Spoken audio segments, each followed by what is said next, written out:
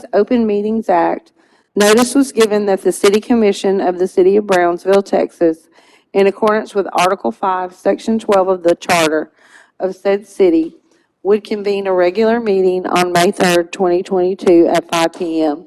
in the City Commission chambers located on the second floor of the Brownsville City Hall Old Federal Building, located at 1001 East Elizabeth Street, Brownsville, Texas. Pursuant to Section 551.127 Texas Government Code, one or more commissioners or employees may attend this meeting remotely using video conferencing technology. The video and audio feed of the video conferencing equipment can be viewed and heard by the public at the address posted above as the location of the meeting.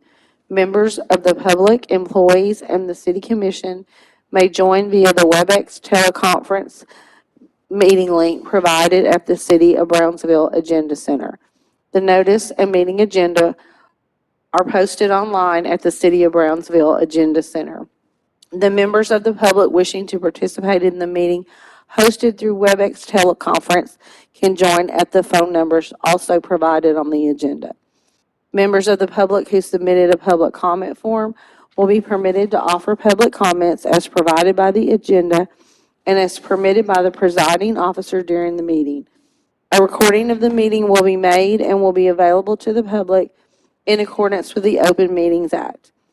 I'll do a roll call. I have Mayor Mendez present in person, Commissioner Cowan present in person, Commissioner Gowan present in person, Commissioner Golonsky present in person, Commissioner Tetro present in person, Commissioner De Los Santos present in person, and Commissioner Cardenas present in person. Mayor, you do have a quorum, and you may call the meeting to order. I'll now call the meeting to order. Welcome, everybody. Our next item is our invocation. Pastor Brad, welcome. Thank you very much. Joining us today is Esther Clark, who is the Brownsville Director of the National Day of Prayer. And the National Day of Prayer is this Thursday, May 5th at 6:30 p.m. at the cross in front of the event center, outside there. Every president has had a National Day of Prayer at some time during their administration, from George Washington on. President Truman was the first one to make it a regular thing, and then President Reagan was the one that made it the first Thursday in May every year. And ever since then, that has been the National Day of Prayer for our nation and whatever else God puts on our heart. And so please join us. My responsibility there is to introduce the political officials and candidates, and make sure I know you're there when you get there so that I can introduce you, and then I'll be the one leading in prayer for all of you. So please come, and we've asked Esther Clark to lead us in prayer here tonight. Good afternoon, Mayor and Commissioners. I'm just so pleased to be here before you. And I'm going to read a scripture, Psalms 27:14. Wait on the Lord, be of good courage. He will strengthen thy heart. Wait, I say, on the Lord. And Isaiah 40:31, but they that wait upon the Lord shall renew their strength. They shall mount up with wings as eagles. They shall run and not be weary, and they shall walk and not faint. And this is a prayer for you all. In the name of Jesus, let's pray. Heavenly Father, we come before your throne. We're just so honored, Father God, for this privilege to call upon you, Lord, and to wait upon you, Lord. As this city workers, city officials, Lord, come before you. Lord, I just pray for wisdom, direction, blessing. Bless this meeting. Bless everything that they do, Lord. And I thank you, Lord, because you give them the courage and the wisdom to continue working for this, your city, Lord. And we thank you and we pray for your presence in this meeting. In Jesus' name. Amen. And now we'll have a short moment of silence where we can all add our prayers to what has already been spoken.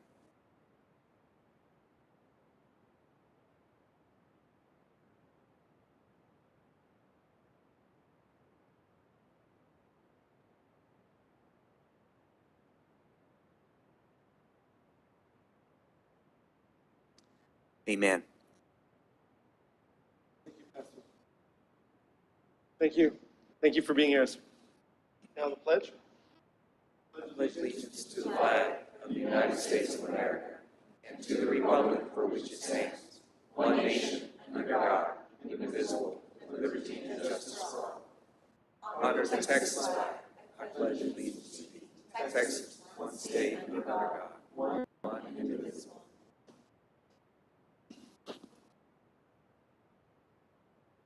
Our next item is proclamations. The first proclamation is proclamation recognizing May 2022 as National Bike Month for the City of Brownsville, sponsored by Mayor Trey Mendez and Commissioner Rose Gowen.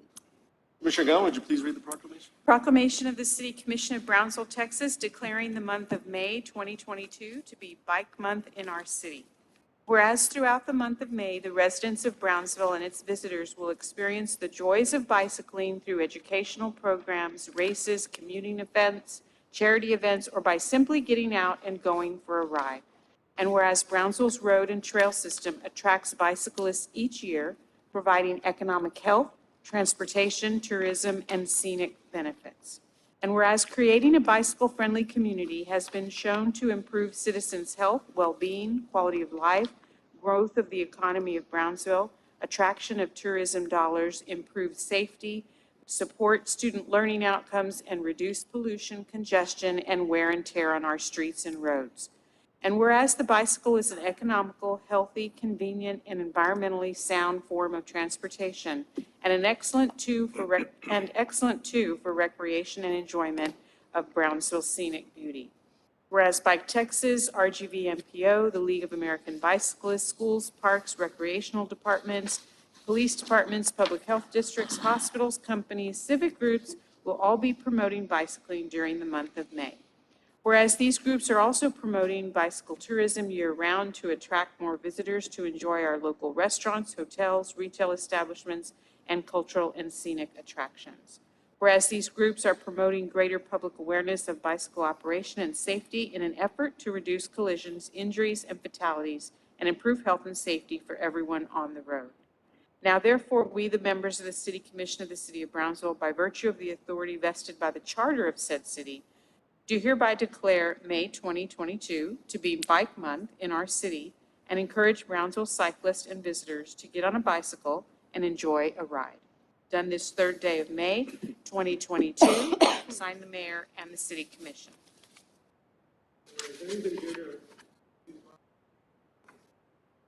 Good evening, Mayor, City Commissioners. I want to thank you for your support on this proclamation, and want to notify you that Ciclovia will be happening this Friday. We'd like to invite you to join us, participate in the event. Thank you. Thank you. Our next proclamation is proclamation designating the week of May 1st through May 7th, 2022 as Professional Municipal Clerks / City Secretaries Week in the City of Brownsville, sponsored by Mayor Trey Mendez and Commissioner Roy De Los Santos. Commissioner De Los Santos. Thank you, Mayor. A proclamation of the City Commission of Brownsville, Texas, designating the week of May 1st through May 7th, 2022 as Professional Municipal Clerks / City Secretaries Week. Whereas the office of the Professional Municipal Clerk, a time-honored and vital part of local government, exists throughout the world, and the office of the Professional Municipal Clerk is the oldest among public servants. And whereas the office of the Professional Municipal Clerk provides a professional link between the citizens, the local governing bodies, and agencies of government at other levels, and professional municipal clerks continually strive to improve the administration of the affairs of the office of the Professional Municipal Clerk through participation in education programs, seminars, workshops, and the annual meetings of their state, provincial, county, and international professional organizations. And whereas professional municipal clerks have pledged to be ever mindful of their neutrality and impartiality, render equal service to all, and the professional municipal clerk serves as the information center on functions of local government and community. In addition, the office of municipal clerk, also known as the office of the city secretary, and the duties is statutorily mandated in Texas Local Government Code, Section 22.071 and Section 22.073. And whereas the city secretary and certain members of her staff are members of the Texas Municipal Clerks Association Incorporated, and are enrolled in the Texas Registered Municipal Clerk Certification Program. And Lori Morgan is a Texas Registered Municipal Clerk and Certified Municipal Clerk. In addition, TMCA-TMCCP is an organization and professional education program with college, university level courses in which personal development is as much a goal of the certification as career development. The Office of the City Secretary Department consists of the City Secretary, Lori Morgan, Griselda Rosas, the Deputy City Secretary, Yolanda Galarza Gomez, Deputy City Secretary, Juan C. Gutierrez Jr., Records Management Specialist, Blanca Gonzalez, Administrative Specialist, Maria Saldana, Fiscal Clerk, Marcy Battles, Fiscal Clerk, and Erica Rivera, Fiscal Clerk. And whereas the Office of the City Secretary adheres to strict ethical, statutory, and recognized professional standards, and the mission is to continually improve citizens' access to local government through the transparent preservation and provision of records and services. In addition, the vision of the OCS is to be the model for the profession while improving local government participation in the Brownsville community. The City Secretary is the Records Management Officer, Historian, Local Registrar, Public Information Officer, and Elections Officer for the City of Brownsville. And whereas the Office of the City Secretary had provided innovations such as virtual public meetings, agenda management software to facilitate accurate and timely posting of public meeting notices, agendas and minutes, online applications for vital records, and online office holder and candidate filing software. Hence, future planned innovations are document imaging software as well as public information request management software. Now, therefore, be it resolved by the City Commission of the City of Brownsville that the week of May 1st through May 7th, 2022 is hereby designated as Professional Municipal Clerks City Secretaries Week in the City of Brownsville. The City Commission, by authority vested by the Charter of Brownsville and on behalf of all our citizens, extends appreciation to our Professional Municipal Clerk, Lori Morgan, City Secretary and her staff, and to all professional municipal clerks throughout the Rio Grande Valley, state of Texas, and nation for the vital services they perform and their exemplary dedication to the communities they represent.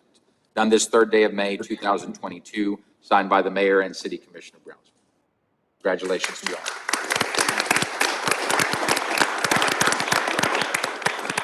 Thank you, Commissioner. I just want to say thank you to the City Commission and city management and directors and everyone that we work with. And I want to say thank you to my staff because they make my job a lot easier, and I just have a wonderful staff. And I just want to say that, municipal clerks around the state and around the nation serve their cities and provide, link the city together. And so I just want to say thank you, and it's an honor to serve the citizens of Brownsville. I think we wanted to take a picture with the proclamation so we could send it into TMCA. Excellent. All right.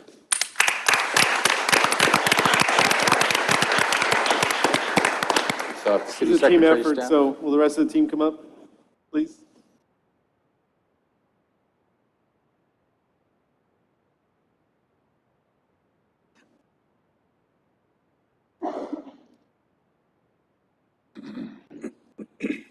Get up there.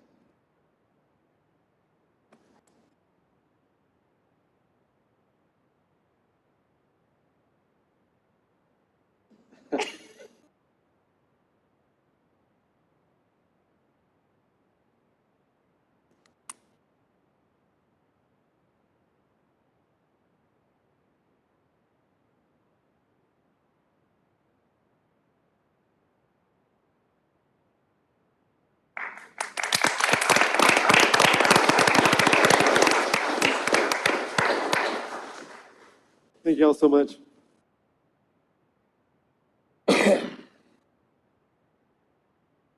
Our next proclamation is proclamation recognizing City Manager Noel Bernal for receiving the 2022 Administrator of the Year Award presented by the Texas City Management Association, sponsored by Commissioner John Cowan and Commissioner Rose Cowan. Commissioner Cohen?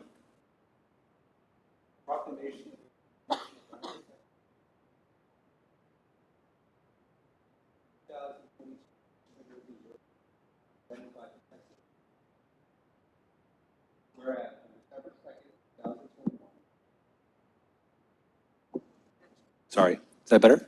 Yeah, I'm sorry. Whereas on December 2nd, 2021, the board and membership for the Texas City Management Association, Region 10, unanimously voted to nominate Mr. Noel Bernal as Administrator of the Year for his contributions to the community and his profession. And whereas TCMA Region 10 provided support for Mr. Bernal as its nominee for TCMA's 2022 Administrator of the Year Award.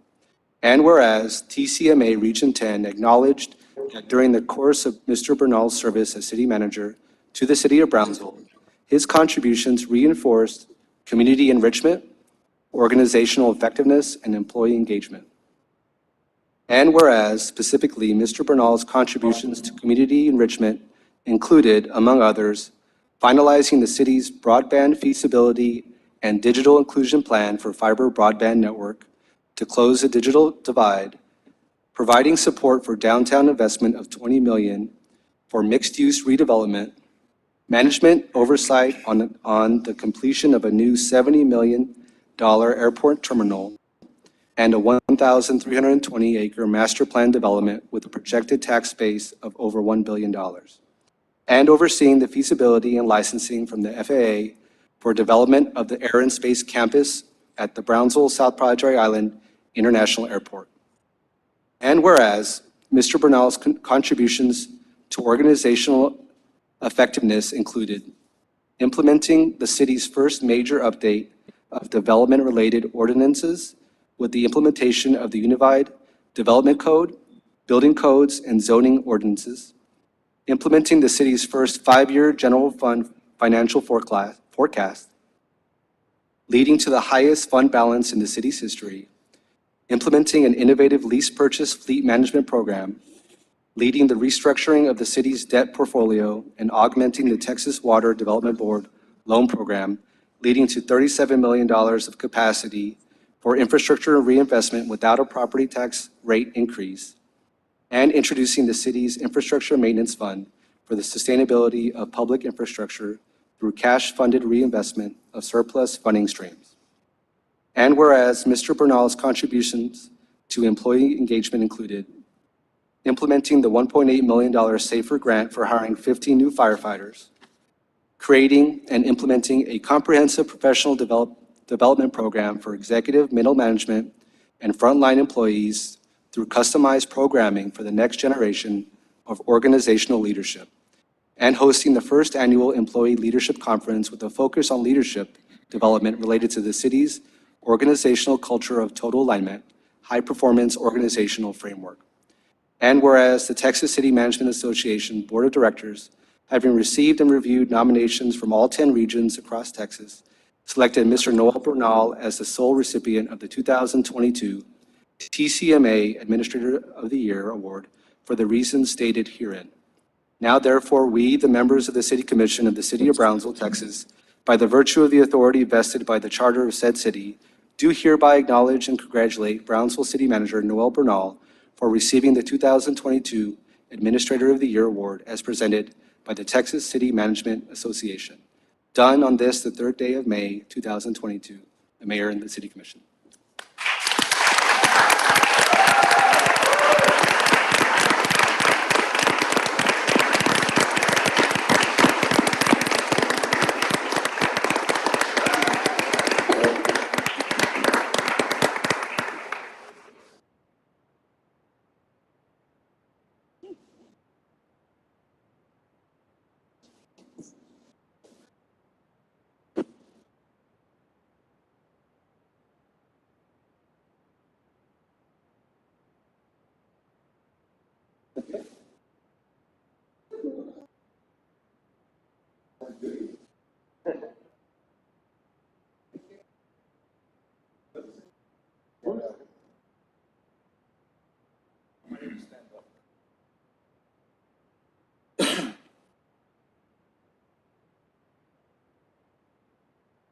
I don't want to take long there, but since you all put me on the spot, I will share a few words. I joke with our directors who have been receiving hardware for Brownsville across departments for different recognitions. When we receive a certificate of excellence, when they receive an award for their department, I always challenge them in terms of, is it really about the award? What does it represent? What does it say about your relationship with others, what it took to get that project done, et cetera, et cetera. And I challenge them with that because to me, the most important part of what you all referenced in the proclamation is the last part, which is the culture, the leadership emphasis on our employees. There's a book from 1986 from James P. Cars called Finite and Infinite Games, A Vision of Life as Play and Possibility. Basically, there's two ways of looking at the world. Finite games, it's all about winning. It's all about winning or losing. Or infinite games, where there is no finish line, and the goal is to keep the game going as long as possible. Cities are unique creatures. Cities have been around since the beginning of time. They're going to be around after us. All of us have but a small role to play in helping further the legacy of a community. And some tidbits I'll share is that a finite-minded leader will use the organization's performance to demonstrate the value of their own career, whereas an infinite-minded leader will use their career to enhance the long-term value of an organization or a community. Great leaders set up their organizations to succeed beyond their own lifetimes, and when they do, the benefits for us, for business, and even the shareholders, in our case, our citizens, benefit extraordinarily. So our goal as leaders is to ensure that our people have the skills, technical skills, management skills, leadership skills, so that they are equipped to work to their natural best and be a valuable asset to the team. And finally, when I got to Brownsville, I remember reading over the brochure, and there was a litany of challenges and opportunities. I was so tempted, and I shared this with my team, I was so tempted to go after that low-hanging fruit, right? I think every manager that comes into an organization can fall prey to that. The temptation of the low-hanging fruit, the short-term wins. My commitment has always been to taking a long-term view and focusing on building the culture of this organization through the development of our employees. Making sure that the success that we have isn't measured just by the outcomes and the results, but by the growth and the development of our people who are supporting me and working with me to help achieve those outcomes. I'm just fortunate that I have a family, I have parents, I have mentors, I have a wife, and others who have influenced me that where I've become more humbled over time, where I realize that I'm second to a lot of things. I'm second to God. I'm second to my wife in my marriage. Never try to be number one in your marriage. It doesn't work. I'm second to a lot of things. I'm second to my employees. I'm second to you. It is my honor to serve you each and every day, to serve 200,000 community members, to serve this profession that's so honorable. And God help me if I ever forget why I exist. And I'm here to serve, and I'm here to add value. So thank you very much.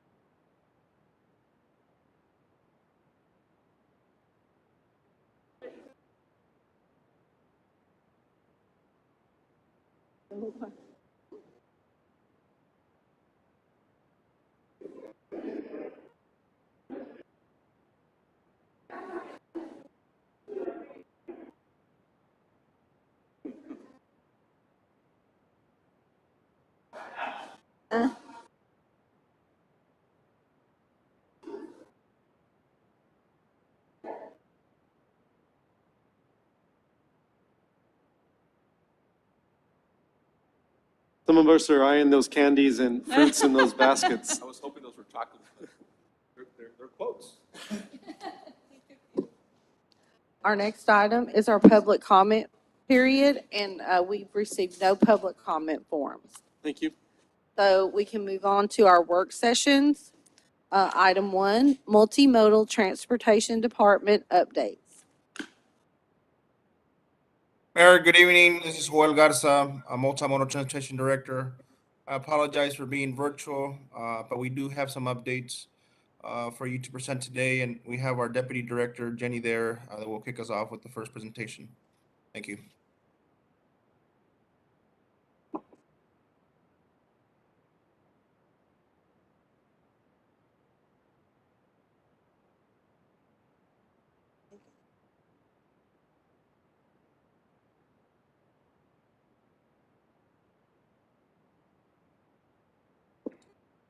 Good evening. I'm Jenny Garcia, the Deputy Director for the Multimodal Transportation Department, and we'll be presenting multiple updates today for the MMT department.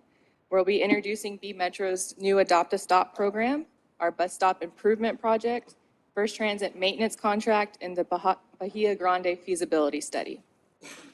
We're introducing B Metro's first Adopt a Stop program. This program, the purpose of this program is to have community and public involvement from organizations, businesses, individuals to help maintain and keep the beautification of our bus stop shelter program. The responsibilities of the individuals and the volunteers and the adoptees will be to at least maintain the program, these shelters for at least once a week. It's to preserve the bus stop aesthetics and condition and inform B Metro of any vandalism or graffiti that may be reported. So how do you get started? You'll reach out to our grants and public outreach coordinator, Victoria Liao. She'll be initiating this program. You can complete a form and turn it in person or download it online and fax it or email it in. Once that happens, B Metro will provide you with a startup kit. The startup kit includes safety vests, trash bags, and gloves. After a month of commitment to the program, you will receive a recognition sign for participating in the program and maintaining the shelters. It will be posted on the bus stop or a vinyl that is on the advertising wall of the shelter. Some of the benefits of this program, it will be to regularly maintain the shelters, help preserve the beautification of our bus stops, all our shelters. And we currently have 600 stops, and approximately 100 of those, almost 100 of them have shelters. We do maintain them regularly. However, this will give the community an opportunity to participate and help the beautification and keep them cleaner and safer of the shelters. There are some costs associated. The cost of the sign can be up to $100, and then B Metro will fund the cost for the gloves, the trash bags, and the safety work vests. This is an example of other systems throughout the nation, an example of the stop sign, the participation sign on the bus stop, or the wrap, the vinyl wrap on the advertising panels. Our next update is our bus stop improvement project. We are currently looking to improve 30 sites throughout the city. And looking at these sites, they have no shelters or amenities. We looked at the top highest riderships in areas that had right-of-way access to identify which sites that we would be installing bus shelters. Some of the benefits to adding shelters will be to protect the passengers from harsh weather conditions, improve safety from the lighting. We'll have lighting for safety and security, and enhance the customer experience. There are 3 phases that we will go through, which is the procurement, the engineering, and the construction. We will be looking at procuring 30 shelters, 5 by 10. They all include benches, USB chargers, solar lighting, advertising space, and a space to identify your route map and scheduled times, which we currently don't have. The next phase is the engineering. The engineer will design all the plans, develop all the plans for all 30 sites, and then we'll move on to construction, which include ADA ramps, sidewalks, the concrete pad installation of the shelter. The total project cost is approximately $1.1 million, and it's funded through local funds. The timeline for the project, depending upon approval tonight of our contract, or awarding the contract to Ingo Planet for 30 bus shelters, and awarding the contract to SWG Engineering tonight. Once that happens, we'll move on to the engineering phase. It'll take approximately 4 months and be completed on August 1st, 2022. Then we'll go into construction, go out for bid for construction contract, and bring it to commission to be awarded in October of 2022, and notice to proceed of construction in November of 2022. And the entire project is expected to be completed in June or July of 2023. This is a site map of all the shelters that will be placed. There are approximately 6 to 8 shelters in each district. And they consist of residential and commercial areas.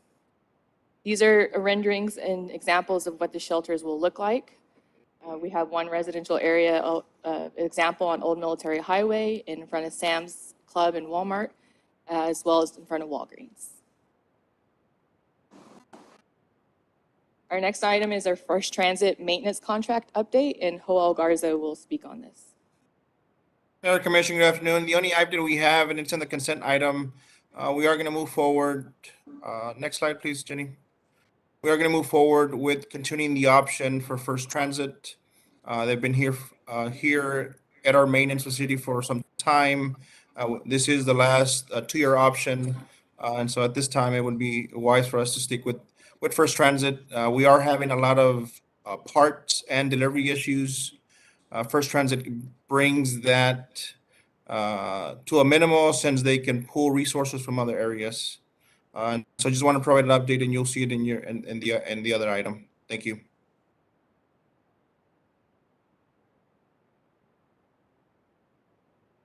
And then lastly, Mayor, City Commission, we have a presentation on the Bahia Grande feasibility study.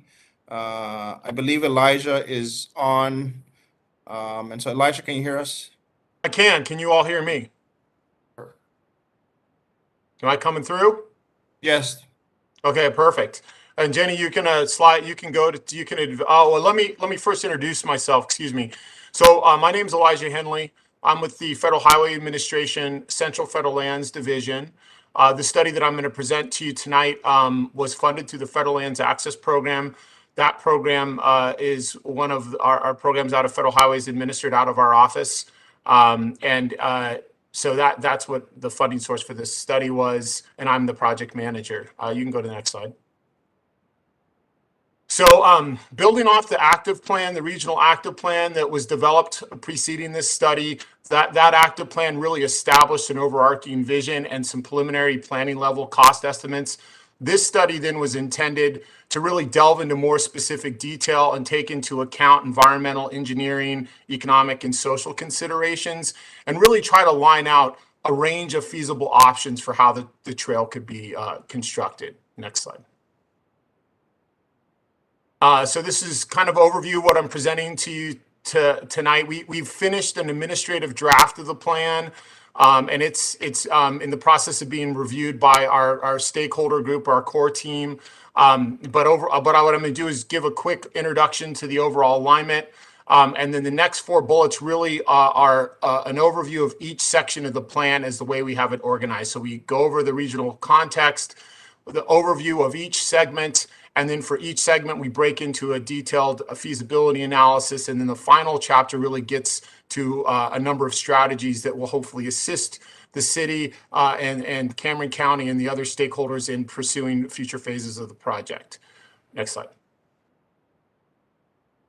So this is the broad overview. It's approximately a 20-mile trail section.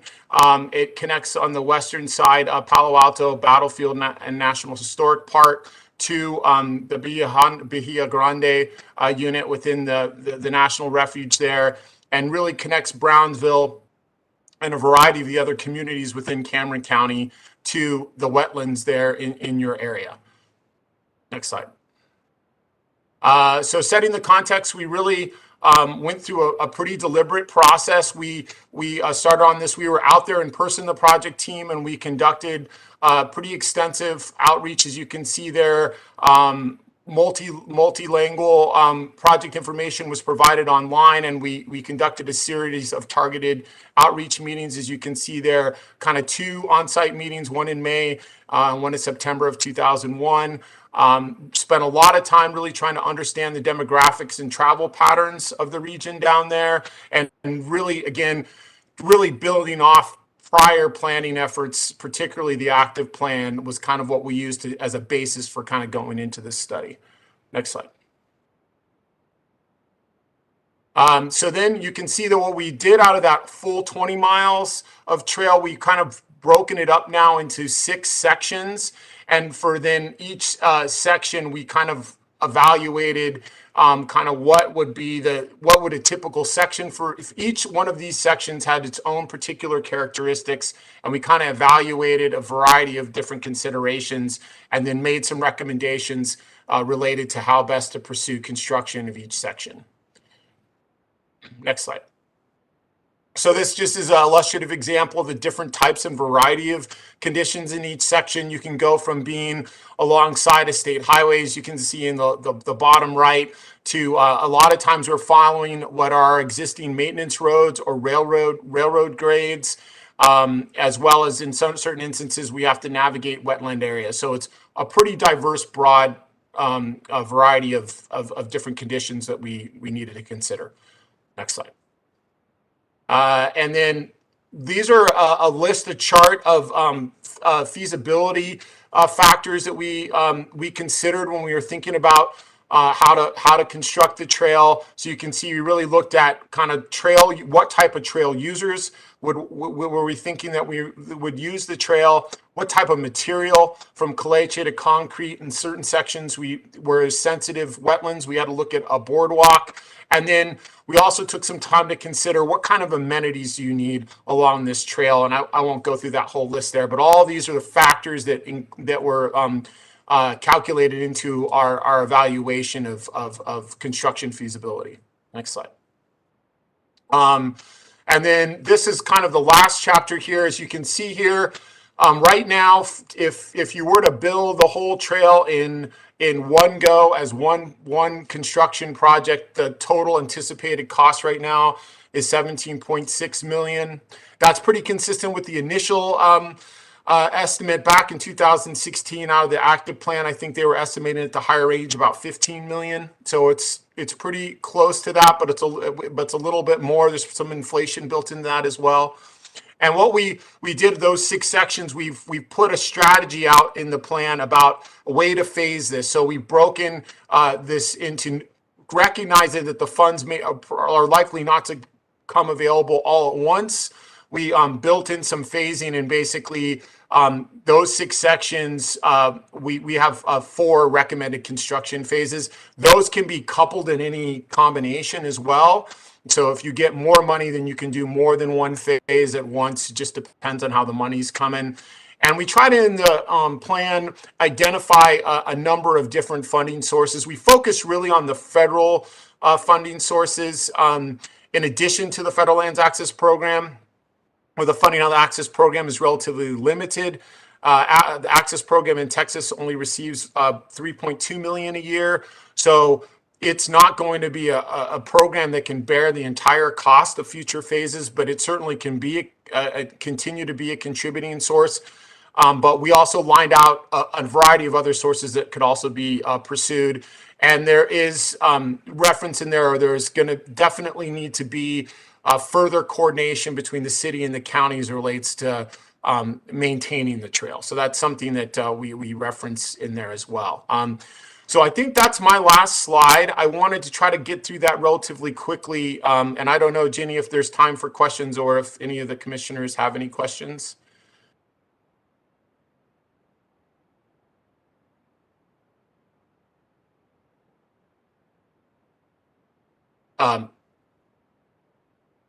Yeah.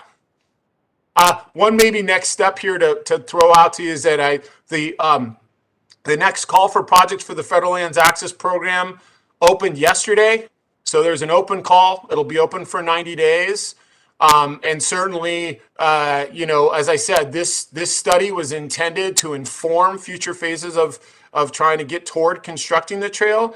So there's recommendations in there about how to put together future flap applications and the like. So that information's in there. I believe that there may already be conversations occurring as it relates to pulling together the next application for funding. So. Thank you, Elijah. Mayor Commission, any questions regarding the other items? I know we went high level, back to back, and so I want to retract yeah. and make sure we have any questions regarding either the Bahia Grande, the DOPSA stop, or bus shelter.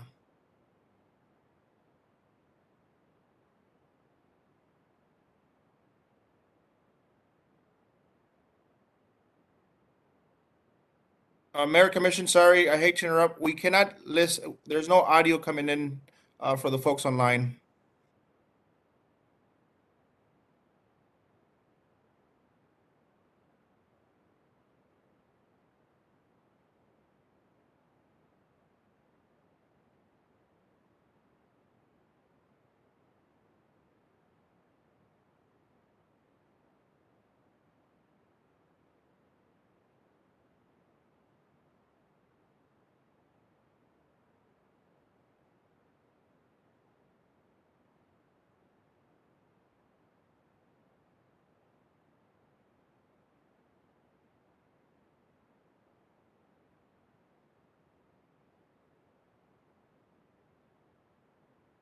Yeah, there's still no audio coming in. I see that in the chat. Someone else is saying that too.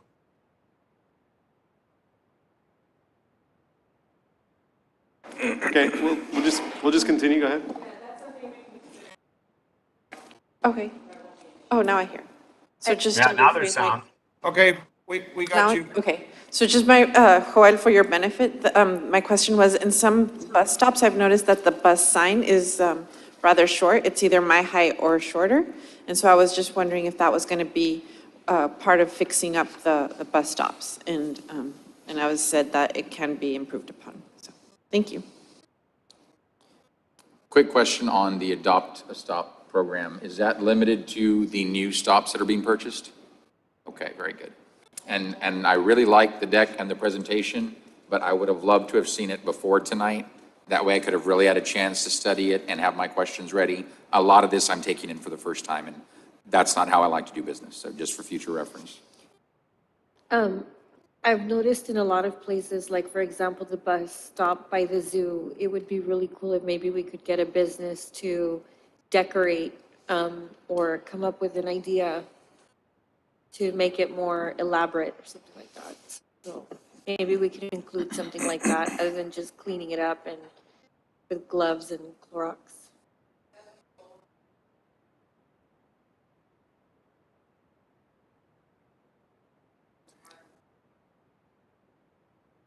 I'd like to do a car wash one.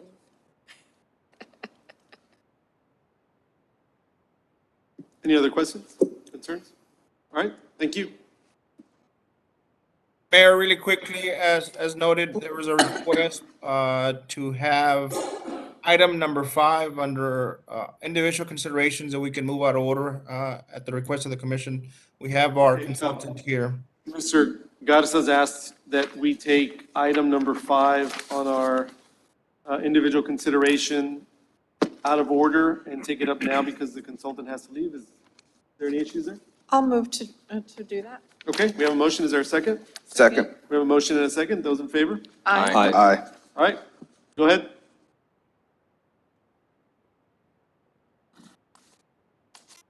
Lori, are you going to read the item? Yes, I'll read the item, Joel. Item 5, under individual consideration, consideration and action to approve resolution number 2022-024 to reaffirm the Capital Advisory Committee members, Multimodal Transportation Department. Mayor, City Commission, we have, as you're aware, our consultants working on our mobility plan. In that scope of work, it does include the option of a traffic impact fee. And so we have tonight Mr. Eddie with Friesen Nichols that will give a short presentation on what would that look like. Go ahead, Eddie. Very good. Thank you very much, Joel. My name is Edmund Haas with Friesen Nichols. I will serve as the lead for the development of the Roadway Impact Fee Program. Impact fees are generally not new to Brownsville. You have a water and wastewater impact fee program, but it's a new process for the implementation of a roadway piece. And so what we're seeking tonight is your consideration for an affirmation of your Capital Improvements Advisory Committee that serves for water and wastewater to include them as part of the road process. More of a transparency item, but still it's a new program. We want to make sure that all folks are aware of what we're about to embark with regards to this study. And so, right out of the chute, as with impact fees, what an impact fee program is a one-time charge to new development for their fair share of cost based on impact to accommodate specific development proposals. The impact fee program contains land use assumptions. It contains a capital improvements plan, all of that aimed at facilitating long-term growth, looking at the next 10 years specifically, but more importantly, this new funding mechanism, it looks toward the development community to help fund their fair share of cost. The approach has been in the past where you all have had bond programs implementing improvements. Now we're saying to new development, hey, we're adding roadways to the list of infrastructure where you'll participate in fair share costs. A proportional approach, we're not asking any more, any less, but a fair share contribution that ultimately will be before you on a collection rate, what to ask new development to chip in on a unit cost basis. But more importantly, it's a structured approach. No more horse trading on contributions, et cetera. It'll be based on the impact that they create on the network, based on traffic characteristics. So we'll be able to technically quantify what those improvements are going to be. So this funding tool is really aimed at implementing your plans. You've got several plans. You have the images here of some of the planning work, the mobility plan, the active transportation, all those that are aimed at facilitating mobility within the community. We're going to be focused in on the roadway component of mobility. As part of the mobility plan, a capital improvements plan will be developed. We'll use that as the basis for developing a capital improvements plan for impact fees that'll be considered as part of this program. So as we get to the bottom line question, the infrastructure for roads is very expensive. Who pays for growth? That's the bottom line question. And so with impact fees as a funding mechanism, it says developers, with an impact fee program, it says new development is going to pay a fair share in this portion of the responsibility. Without that, obviously, the other side of the equation is your tax base picks that up.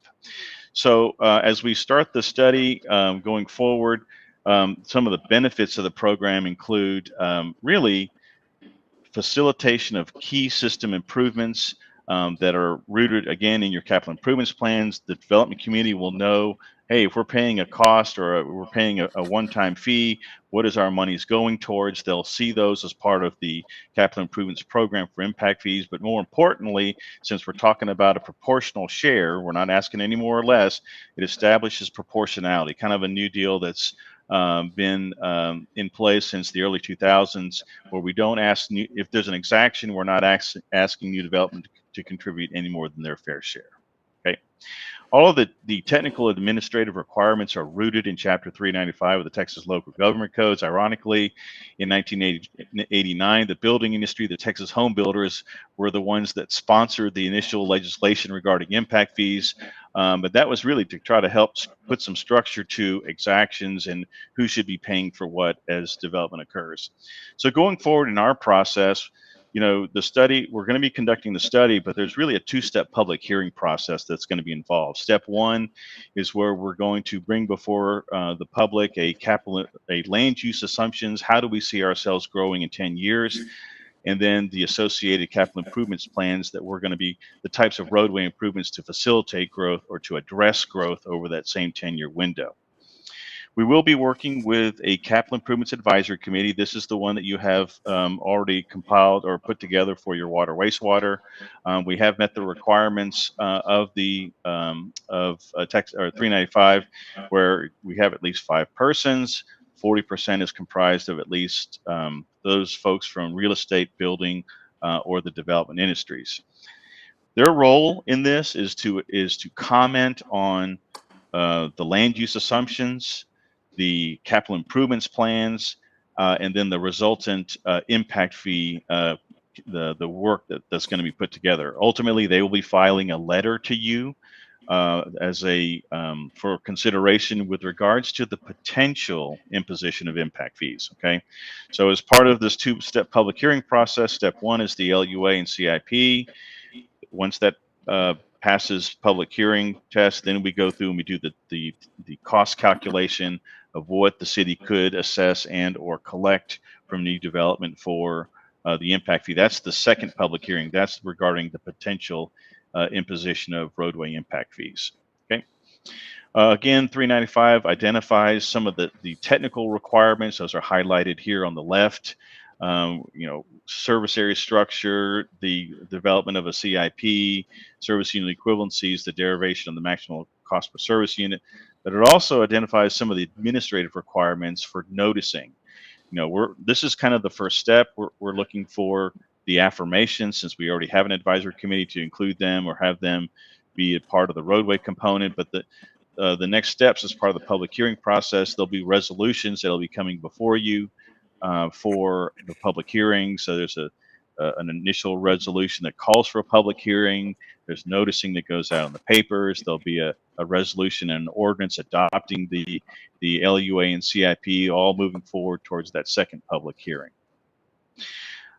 The process that we'll be undertaking as part of this will be, again, develop the 10-year forecast of how we're going to grow, develop the capital improvements plans, have the initial public hearing, prepare the final technical work before we go through the second round of public hearing process.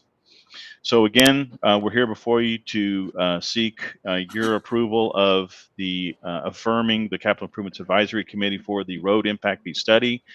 We have started working with staff to get some of the background materials put together. Our first order of business in early June is to have an Impact Fee 101 with the advisory committee. Those are open meetings to the public, so we'd encourage staff to be there. Any of you all as commissioners, if you'd like to be there to hear some of the technical nuances that will be undertaken to derive what does it cost to put a unit of service on the ground, a unit of roadway service. Then we have, you can see some of the bulleted items of where we'll go forward from there, leading toward the first public hearing on the land use assumptions in December, but there's a lot of work that'll be running concurrently, working towards the second public hearing that'll be in early 2023. That's kind of a brief overview of what we're looking forward to as part of this, the Roadway Impact Fee Program. Certainly open to any questions you might have, but again, we're seeking your affirmation regarding the Capital Improvements Advisory Committee. Thanks very much. Thank you. Do we have any questions from the commission? I want to confirm, because it seems to be what the presentation portrays, again, a presentation I'm seeing for the first time tonight. These impact fees will be assessed only on developers. On future development that's coming before the city. That's correct. If the program's adopted, it's anything that's after is subject to the fee. Development that's already been approved, that's in the pipe, they have 1 year grace period to pull a permit. If they don't do that, then they're subject to the fee after 1 year. But we're talking about a developer versus an individual homeowner, correct? Who's wanting to build a new house? Well, any new development coming into Brownsville, they are subject to the fee. Typically, it's the development community that's building the homes and all the other types of development. An individual homeowner who has a vacant lot and wants to build a home, would they be assessed an impact fee? Normally, we would not assess on one individual homeowner. We would look at the whole subdivision master plan community, okay? That's their direction. That when we did this in the city of Hutto, Texas, we looked at the whole subdivision. Now we have a preliminary plat process where before the city did not have that. Usually it's with 100 homes, 250 homes. So you're looking at the main arterial road, the connector roads, and so those are the things that we would need to look at in terms of how does this whole development fit in with the existing road connectivity. Commissioner De Los Santos. Commissioner De Los Santos, if I can add, I think specifically to your question, that one property owner is already in an existing subdivision. So that subdivision's already been applied, whatever impact fees at that time. This is for new developments. If it's an existing subdivision, as opposed to just, let's say, farmland that's been converted and now they're building a house on it. Not a full development, but building a house. Right. That would not be assessed a fee. No, I think, yeah, correct. Thank you.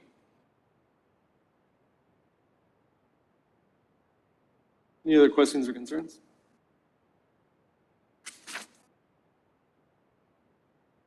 Mayor The and item Commissioner, this itself is an is- action item. I apologize. There is one more slide in the presentation. There should have been one more slide. I guess not. The item for tonight is the reaffirming the committee which already exists. There should have been a last slide with the members of the existing Capital Improvement Advisory Committee. Does that committee, it exists, but is it populated by members at this point? It is already, Mayor. Okay. All right, so then, this is just consideration action to reaffirm the Capital Advisory Committee members. Correct. Motion to that effect. Motion to approve? We have a motion, is there a second? Second.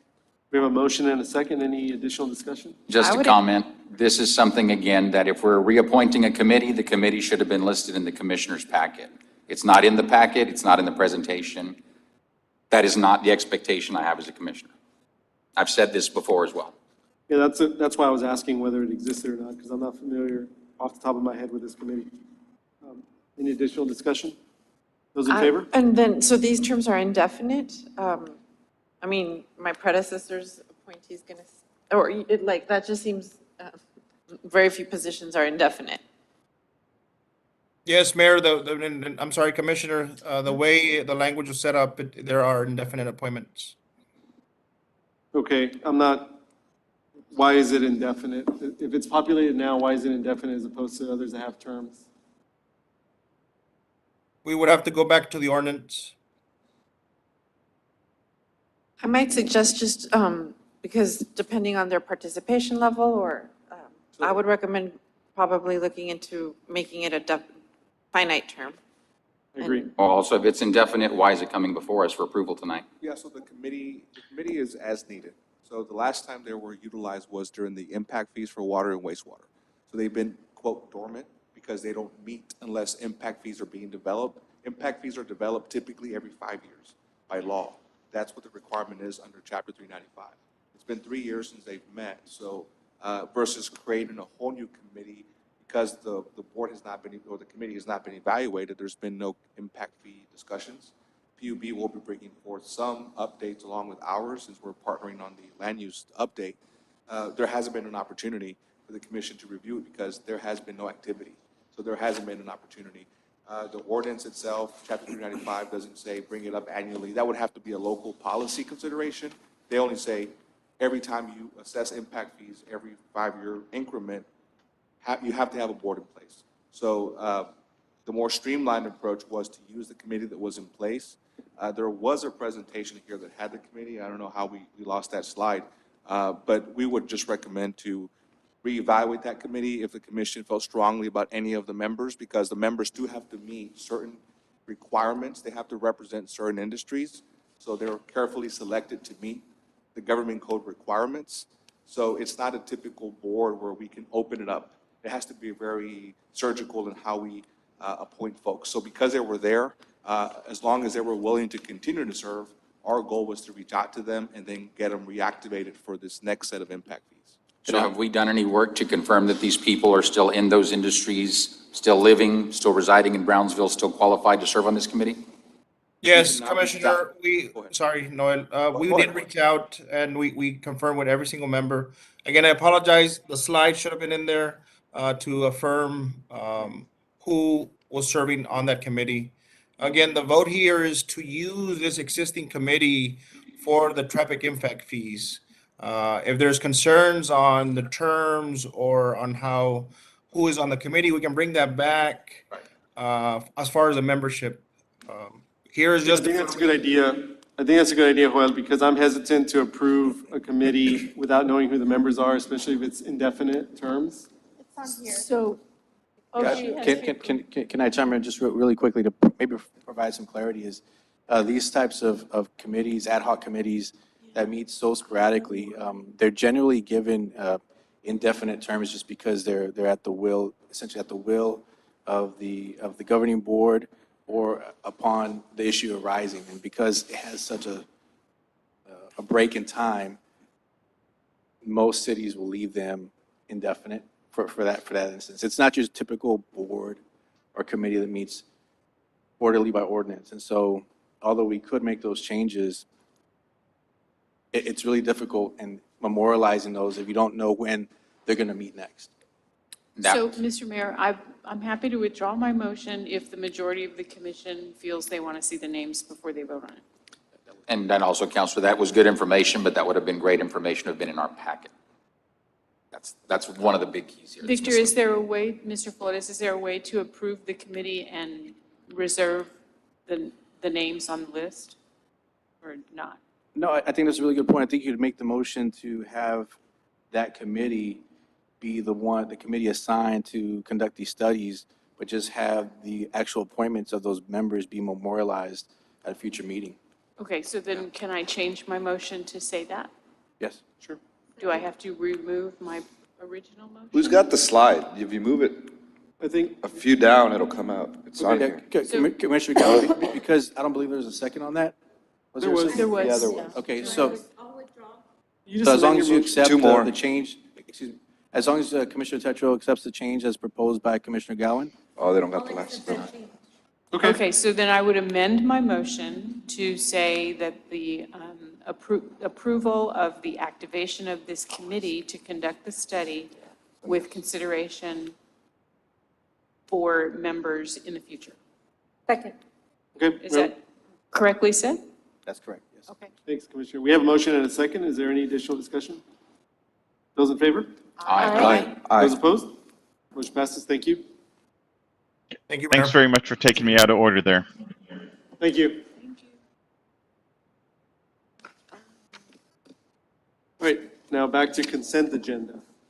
I believe Mayor, Commission. Joel wants us to pull item 2, or I'm sorry, which item, Joel? It's item 4, sir, the one for the contract to award SWG Engineering, because I'll help explain that. the contract number is not correct. Yeah, so there's a Scrivener's error as to the actual contract number, but they did consult with legal. I still think that it's appropriate. The posting's appropriate because it describes the nature of the request. So I just asked it to be pulled for that reason, just to note on the minutes that the actual contract number is incorrect, but it still provides the public with adequate notice as to what's being discussed under Texas Open Meetings Act. Okay, so then the recommendation then, council, is to pull item 4 and then take it up individually after consent? Correct. Okay, Can- very I would good. also request that we pull 9 out of the consent agenda because I have a conflict with that one. Okay. Okay, very good. All right, so I'll move to approve the consent agenda, except for 4 and 9, which shall be considered separately. very good. Do we have a second? Second. We have a motion and a second. Any discussion? Those in favor? Aye. Aye. Those opposed? All right, motion passes. Now One item- abstention on that one, Mayor. I'm abstaining on that one. Okay. Please note Commissioner Dos Santos' abstention. Item number 4. Who's presenting this? Do you want me to read item 4? Yes. Okay. Item 4, consideration and action to award a contract to SWG Engineering LLC. The original RFQ on the agenda was QES-40-0620 for engineering, surveying, and miscellaneous service projects for the bus stop improvements project in the amount of $68,345 as budgeted in Multimodal Transportation Department, and I believe Jenny will note the correct contract number. Yes, the correct contract number is BSP 660522. Okay, do I have a motion to approve, subject to the correct contract number? I'll move to approve. We have a motion and a second. Any discussion? Those in favor? Aye. Those opposed? Motion passes. Thank you. Now, item 9. I don't think we necessarily need a presentation on it. It's taken, it's pulled because Commissioner Galansky has a conflict. So we can go ahead and take up item 9 if there's any motions.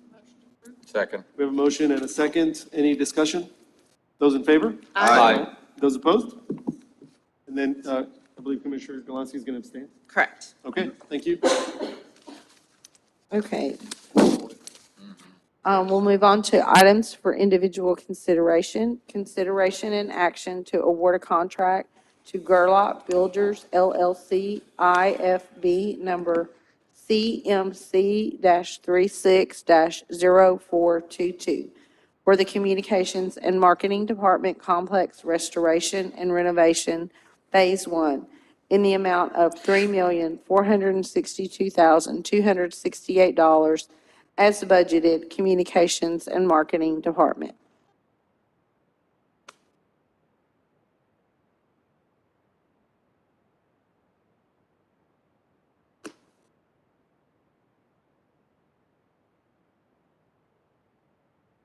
I'm sorry.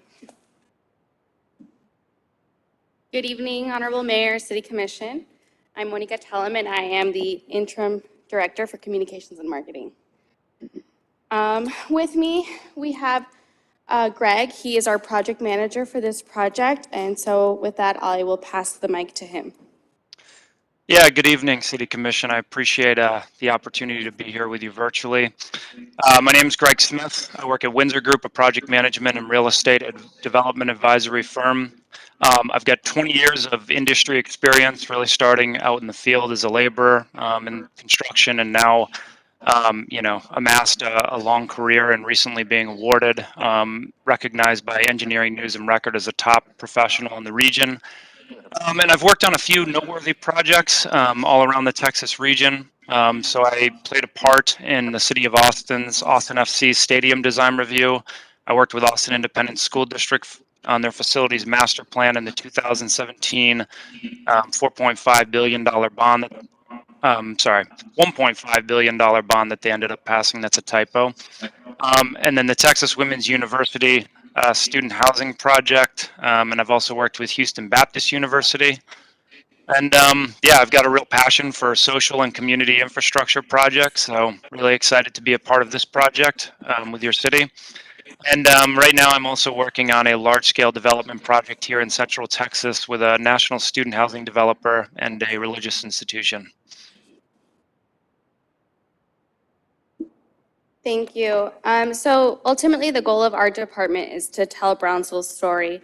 And we're here to speak to y'all today about a new building that we would like.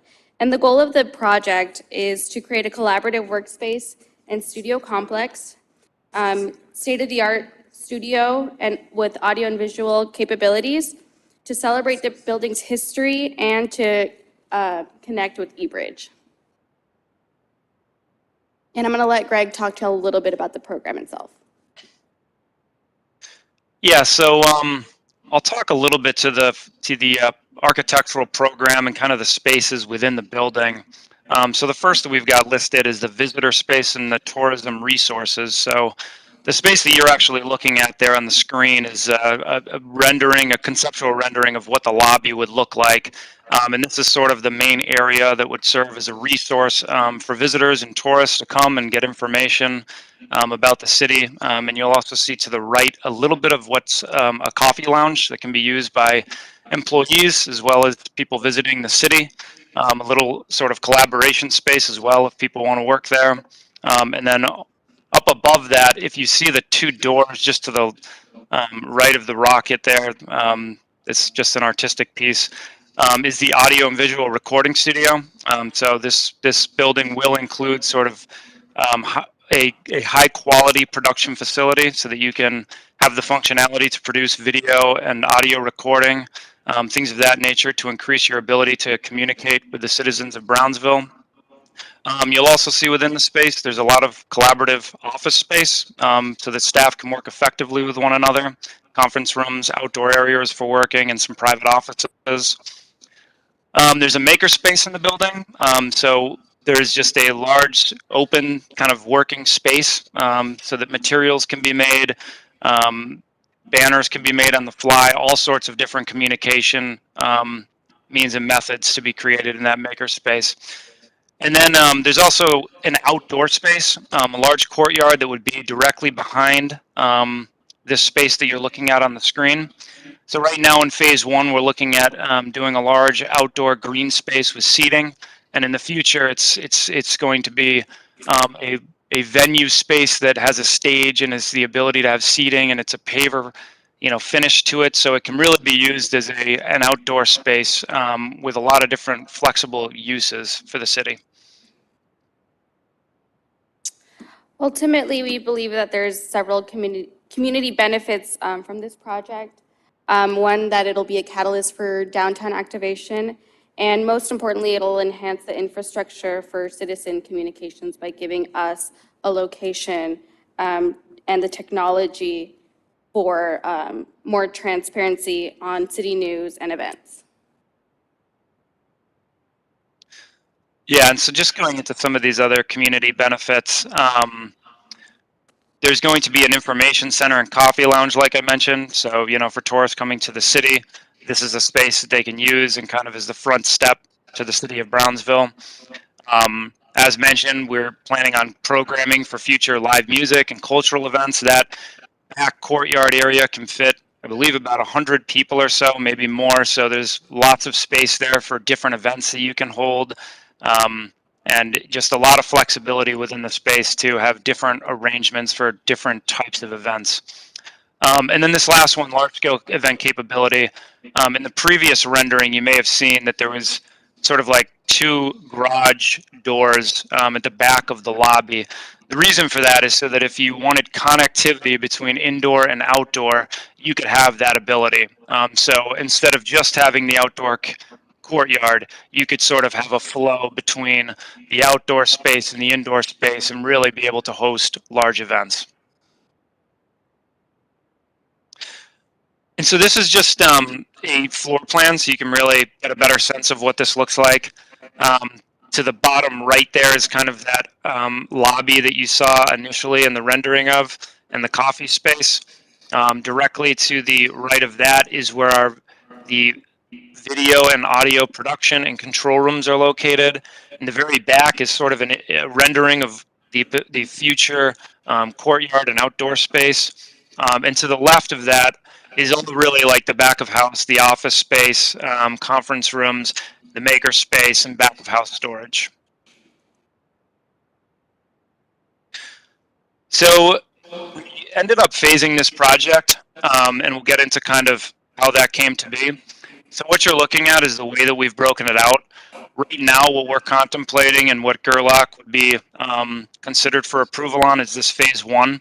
The main goal was to basically make sure that the CMD department could have everybody move in, they could have the full office space and everything except really that back of house space and the outdoor courtyard would be complete. And to be clear, we're still doing work in the courtyard. The courtyard would be accessible. There's sod and some concrete work going in there. Very minimal, but you would have access to that courtyard. There could still be programming for it, and the staff could use it as an outdoor working space. This is another image of the floor plan, just bringing you a little bit closer up to it. You can kind of see the open floor plan for the office area, as well as some of the private offices and conference rooms. And then again, the lobby, coffee area, and production studio. So we've provided some renderings so you could get a sense of what the interior of the space will look like. Top left-hand corner is that open office floor plan. The bottom right is the lobby again. in the visitor space and tourist resource area. Another image on the top right of the visitor space and the tourist resource desk, and then to the left, a rendering of the coffee lounge. So next, we'll just talk about the bidding process and essentially where we are with this project right now. So to give you an overall sense of our timeline, we really started putting this project out to bid in October. Initially, we wanted to try to do the entire project. So there was no phase one, no phase two. We put out the entire thing to bid in October. Unfortunately, we only ended up getting one bid. We were a little bit surprised by that. It was over budget. So we had a tough decision on that, on, do we rebid the project? Do we try to make it work? We did go through some value engineering, but ultimately, we thought their bid might have been a little bit high. We thought that if we did this with a longer period of time for the bidding process, we could potentially get more bidders. So we did decide to go out back to bid. This is where we made the decision to phase the project, cutting some of the scope to try to get the budget lowered and get costs in line with what we had available to us. Fortunately, once again, we only got one bid and we are also over budget. We're really just seeing, the price escalations going on right now in the market and how busy this particular pool of contractors is right now.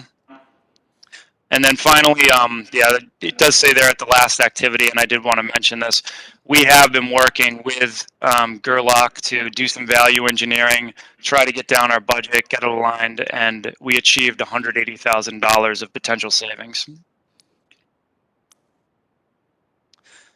So what you are looking at now is a summary of where our bid came in, and then the different value engineering items that we have worked with them on to get down. What I'd really want to point out about this is that most of these items are things behind the ceilings and the walls, which is something that I usually don't see in value engineering efforts. So what I mean by that is that we didn't have to reduce functionality.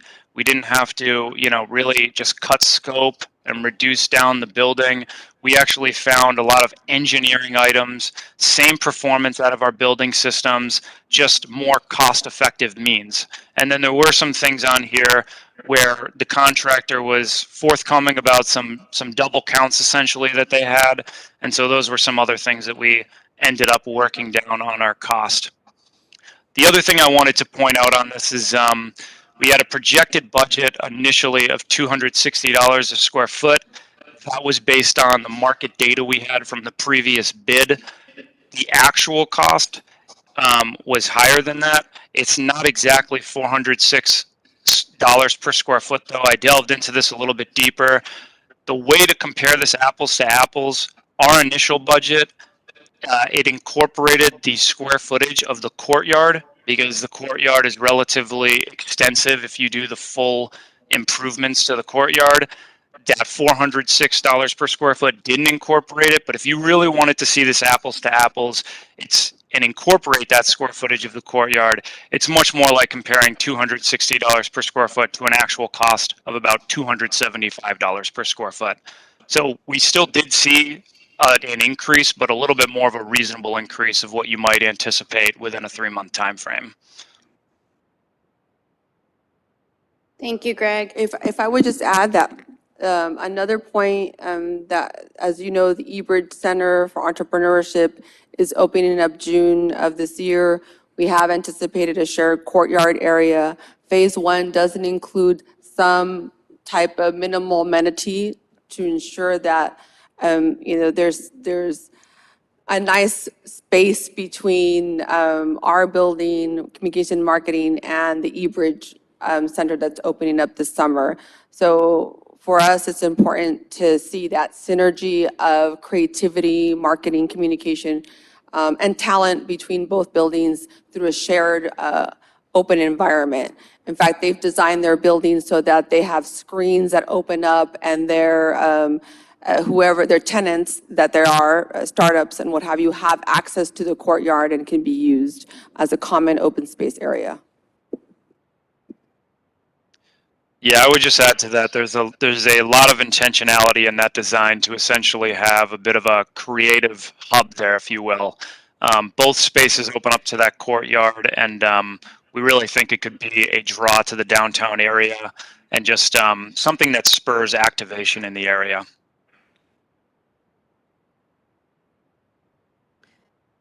So with that, we have identified a funding source.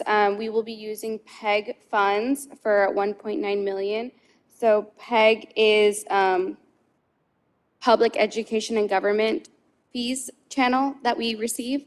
And according to the Cable Communications Act of 1984, we can only use it for very specific items, being video production and streaming equipment, computer and technology, TV monitoring technology, vehicle for broadcasting or transportation, renovation and construction of facilities, or office furniture for activities that go back to the PEG channel. We'll also be using 300,000 from hot reserves for the visitor center portion, and then approximately 1.2 in an interfund loan to be paid back by the PEG fund over 6 years with 0% interest. The fund, the hot reserve, my understanding is from reserves that were unused from the last fiscal year. So they do not affect this current fiscal year funding. Previous years, yeah, exactly. So I just wanted to go through a couple of points that I think could be valuable to you as you assess this project and determine if you want to approve it. The first one that I'll make is just, it seemed apparent to us that really the market has changed over time in Brownsville. And there's a lot of busy contractors, and we've spoken to the architect down there, we've talked to other folks, and just gotten a sense that contractors in this range of project in the $1 to, let's say, $5 million range, they're hitting their bonding capacities and unable to bid, and they're just very active right now in the market. And so, we don't have a sense that we would do better rebidding the project again. We really think that what we are seeing is sort of the actual market value. And we do know that sort of industry-wide right now, there's just a construction cost escalation that's really beyond what is historically normal. The second is I just want you to have confidence that a lot of value engineering efforts have been taking place, just throughout the entire duration of this project, as well as with Gerlach individually. We've removed windows, we've done storefront reductions, we've made changes to wall finishes, reduced lighting, changed around the interior orientations, the open floor plan that you're seeing. We did that out of a desire to be cost effective. This building is a historic building, and we're taking a lot of elements of the existing building.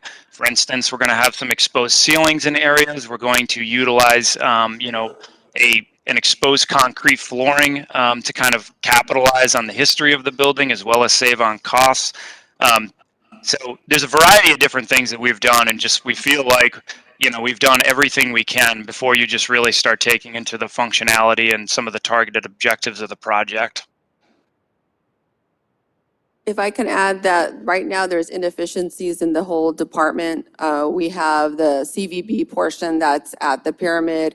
And then we have, because our printers don't fit and we're printing at downtown, right, where the attorney's office is. So we do not fit in one building or the other building. And so we're having staff and directors and management have to go back and forth between two buildings, which is not the best and efficient way to run that department. We're also using the library for some of our printers as well.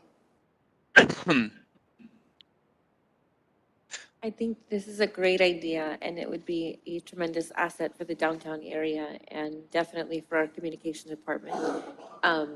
The only thing, and I know it's not a final design, I just did not like the lights. If you can go back, I know it's not a final design, but if you can go back to where the shuttle was, I don't like those lights because that's a whole lot of light fixtures light bulbs to change. So if you could find something that's. So that we did have that conversation in design.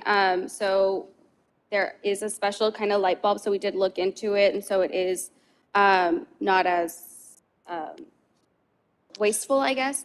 However, We've designed this space so that way every single corner of the room or of the building can be used as a studio. So if we're going to do a recording by our model rocket, we have fantastic lighting and audio in every single corner of the room. So that's why you see so many lights. It won't always look like that, but it's so that way we can use every single corner as a studio space. Yeah, I failed to mention that part about, I mean, we've literally got connectivity to record, especially all over that lobby and tourism space. But additionally, we have had the engineers look at those lights to basically see, is it an appropriate candlelight level for the room? Is there reductions that we can make or fixture changes we can make? So we went through a process of seeing, is that the appropriate amount of lights or should we reduce it? But based on the need, we did make some reductions and we did make some fixture changes. But given the sort of use that we're trying to do with it, that was what ended up being recommended. As long as I don't have to change them, we're fine. Let's not rule anything out. Okay, do we have any questions or discussion on this? Go ahead, Commissioner. Hot funds. Can we not use hot funds for this? We have a lot of people still waiting for hot funds. We've had several meetings with them. We haven't been able to come back with anything solid. We just had a meeting last week. I think everybody's been with them. They're still looking for their money. And I understand that you just have it sitting there, but let's not throw it in there. I mean, this is $3.5 million. I think we should look for other funding besides hot funds. Another thing is, they're talking about 100 people. That's not that big. We have Market Square. Let's not sell it like it's a dance hall. Are we gonna move like BCIC and GBIC in there? Or are we gonna keep renting? Is that conference room big enough to hold a meeting of how many people? I see like 8 chairs. Is that big enough? What else? How many people really visit the pyramid? How many people are really gonna visit over there? Do we really have these numbers down? Are we ready to move forward with such a big commitment? This isn't a little bit of money.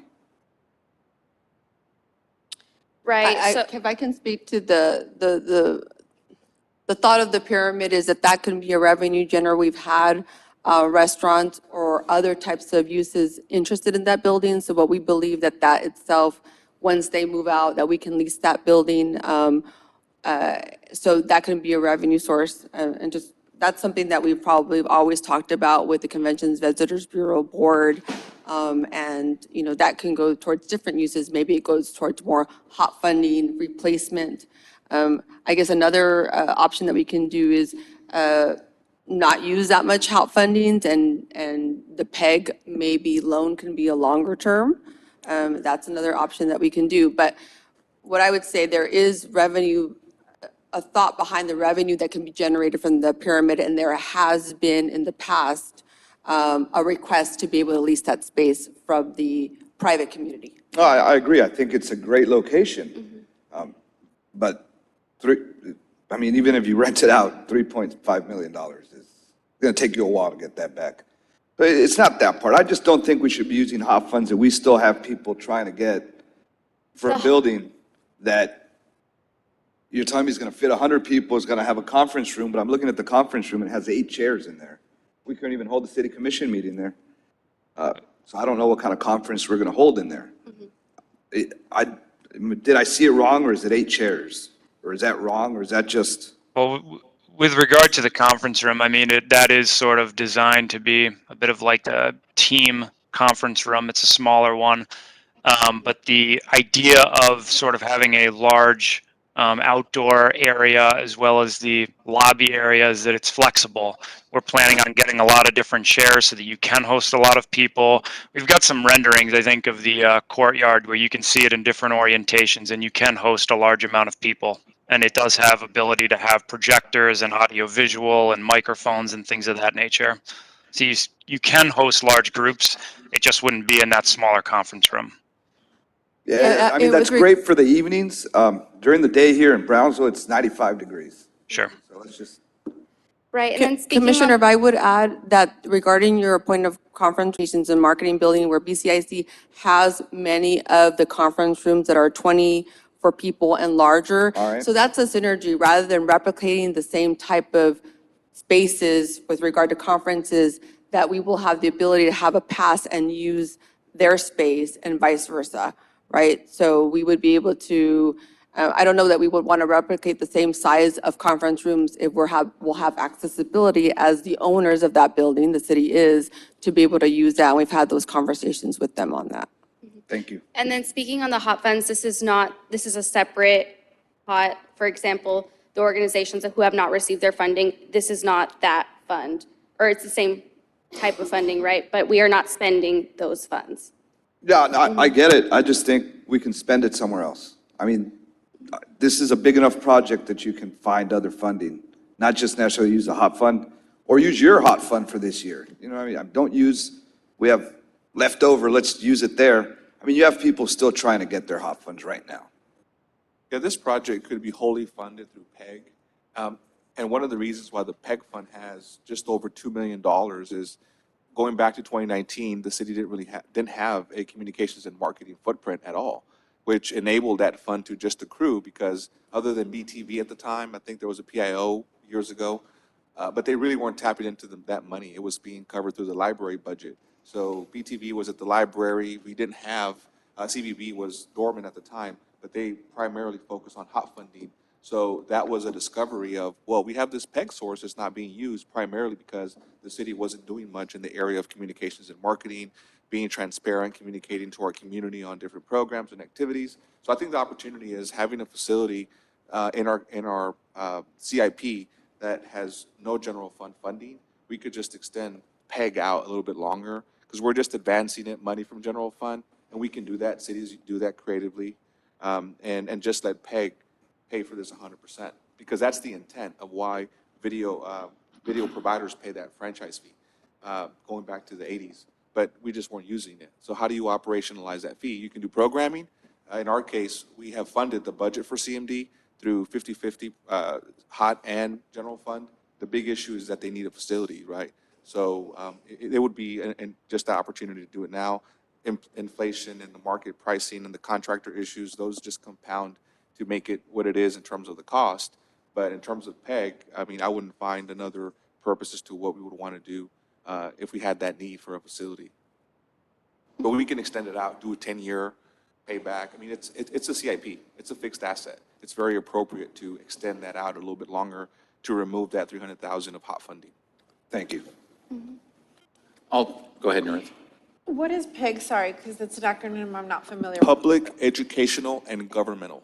And so how does the city get that So money? anybody that provides video services, think Time Warner, if they use our right-of-way to stream, they pay a franchise fee as part of their gross revenues to the city.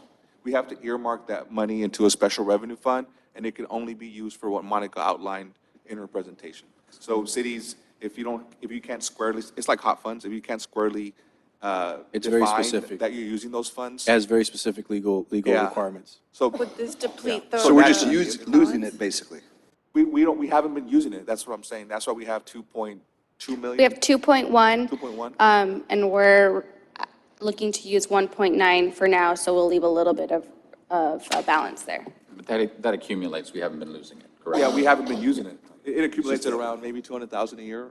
Yes, exactly. So I mean, 10 years, think about it, nothing. And again, because you have to have a specific purpose within the PEG statute, because you can be challenged by the video providers that pay it. AT&T, if they stream, they pay the PEG fee.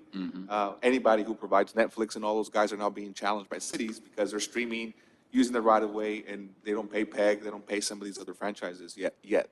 That might change. Thank you. So I have no objections to hot funds being used for this. And of course, this is something that I have a lot of experience with, because I know that these $300,000 are not going to impact any entities that are waiting on hot funds. And anybody that's waiting, it's due in part either one, because they failed to demonstrate that they're in compliance, or two, when they were offered the agreement, they refused it and are renegotiating. It's not because the city's dragging their feet in any way, shape, or form. And again, separate line items from hot funds, so I know this is not going to negatively impact any of the nonprofits who are seeking those. My concern with regard to this project, and I think I expressed it when we saw some changes in the department a couple of months ago, is I like this vision and I like everything I see in the department today, but we don't have a director. We have an interim director. And I'm concerned, who are we going to bring in to take over? And are we going to throw off the balance? Are we going to throw off the vision? Are we going to not be able to execute because we're changing what's going on in that department?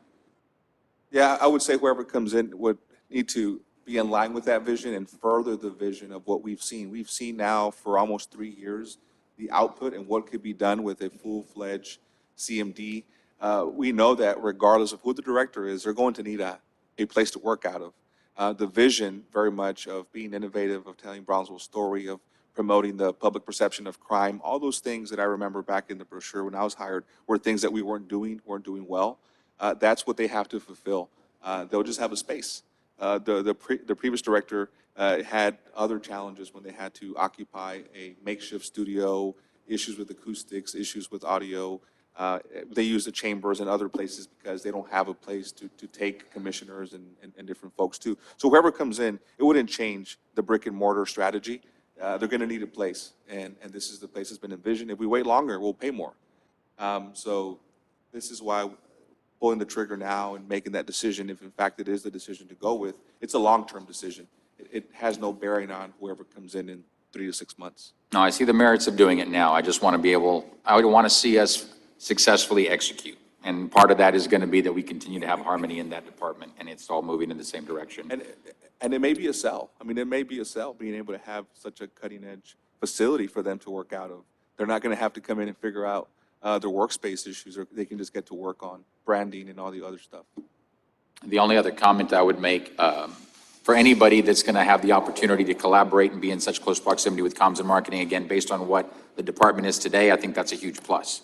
But with regard to eBridge, I also want to start hearing more about collaboration with the planning and permitting department, because I don't hear enough about that. And that's going to be what's most important to me with regard to relationships and collaboration with eBridge, is how we're making the whole process better for business owners. Your point is so well taken. We had already met months ago about where planning and permitting was going to take us. Like, you know, most cities have their main planning and permitting or building offices or public works. Then they have like sub-offices or smaller offices in different districts or locations.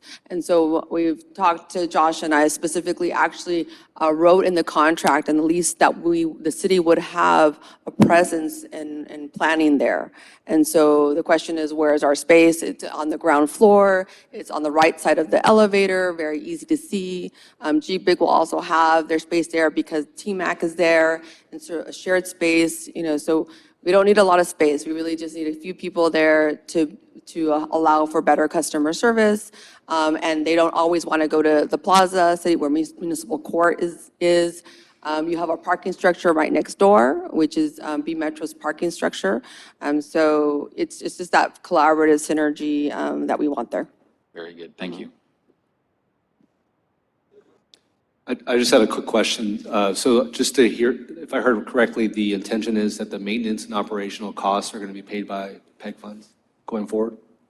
Or will it come from another source? Yeah, I think we're going to have to, the OpEx will have to be, I mean, the maintenance will be low at the beginning, but I think over time, we can certainly use that same fund to cover some of its maintenance costs. General fund typically will step in to support these other funds as needed. Let's say 10 years from now, what we could do is bank on that money the way we have now and let it accrue there for future maintenance costs, because there really is very little overhead for what PEG covers today. That facility would be the only overhead, so I think it'd be responsible to just capture that revenue and set it aside for future maintenance needs over time, just kind of cash funding stuff. Okay, thank you. Any other questions? All right, I'm looking for a motion.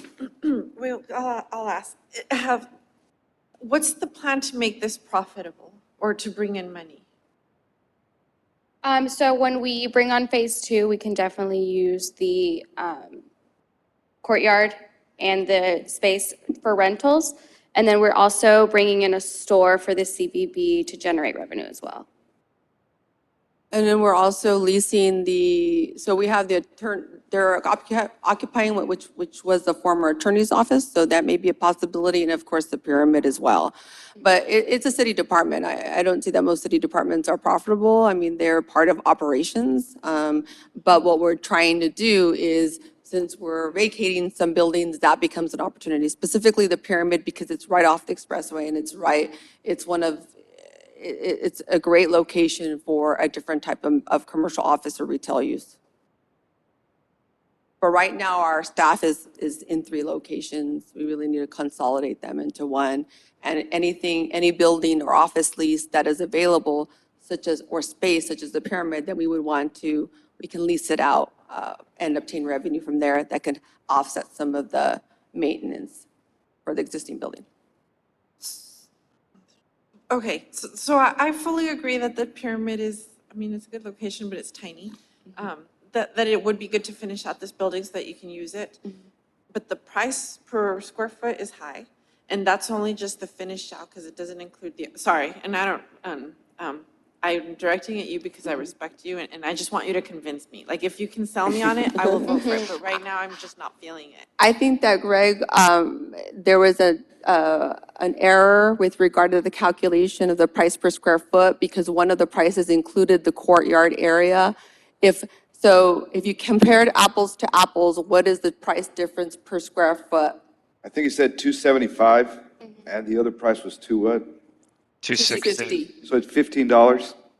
Yes. And I want to be clear that this project is more than an interior fit out. There's also roofing work and there's facade work and some things like that, because this is a historic building that just needs some general sort of improvement to the structure and the building systems. And it does include the interior as well. Okay, but if I remember correctly, one of these slides said that you could record in each of these buildings.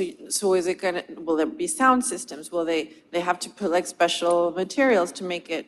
Yes, and that's all included in this, And then. in the cost. Have y'all consulted with the film commission or something? Because if I haven't, are they even involved? Is there a need, do they see the value in this?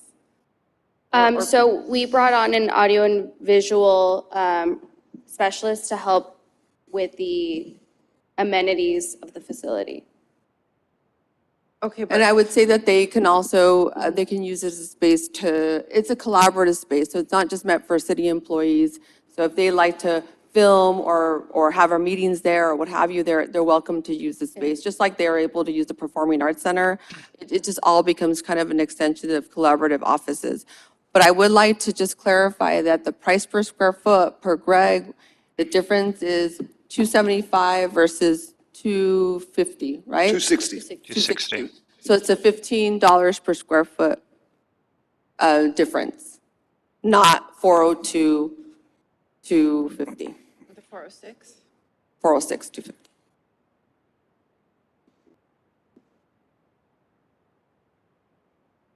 All right.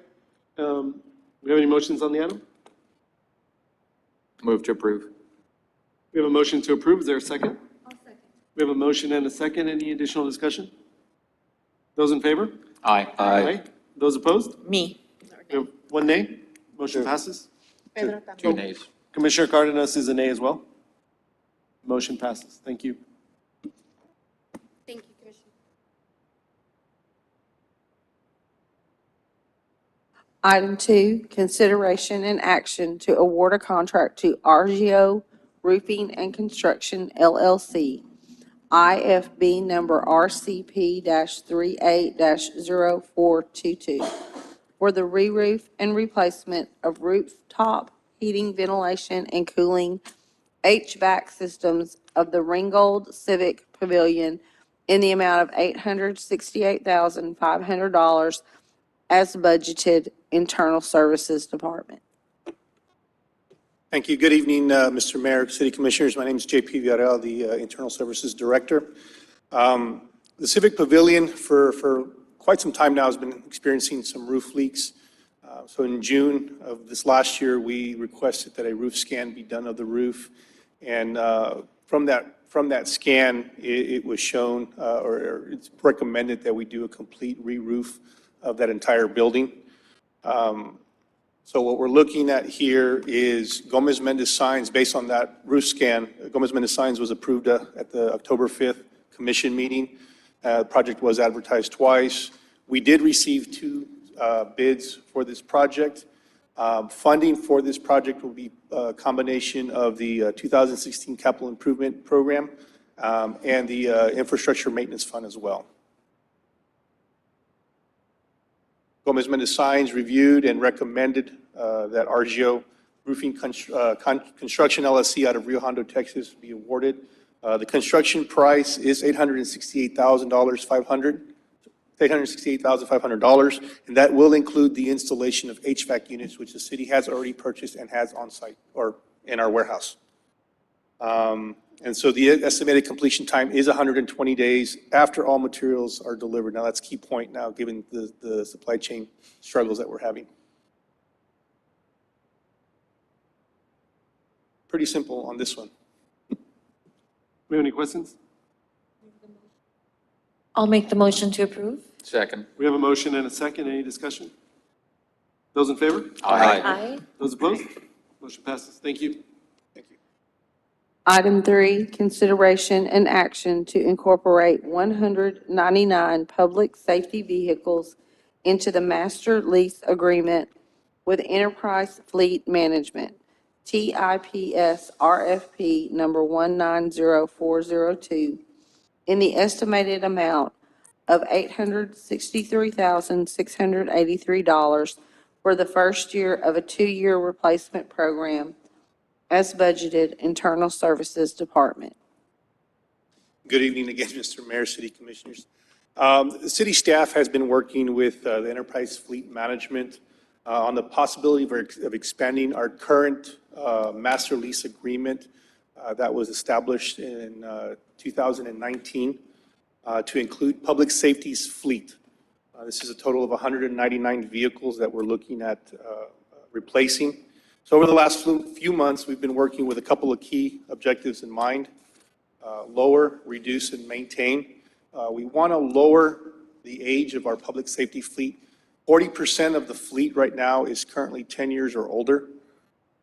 So some of these new vehicles that we're bringing in will incorporate some of the more current safety features, which far exceed some of the safety features we have in the existing vehicles.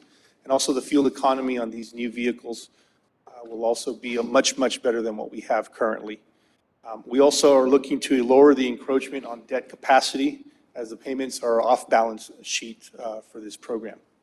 On reduce, we're looking to reduce our maintenance costs. The newer vehicles will significantly lower maintenance expenses, about $416,000 a year.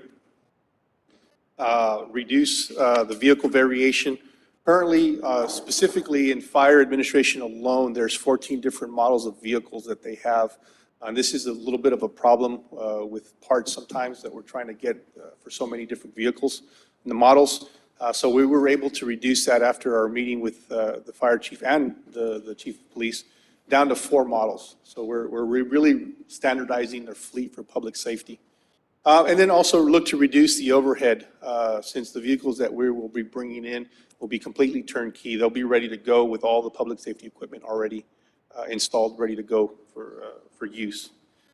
Maintain, since this proposed plan would synchronize with the ongoing fleet replacement program, we're proposing that a fleet fund be established to more cleanly manage contributions for funding sourced from the captured equity of the sale of the vehicles, bridge fund transfers, and surplus funding as previously appropriated.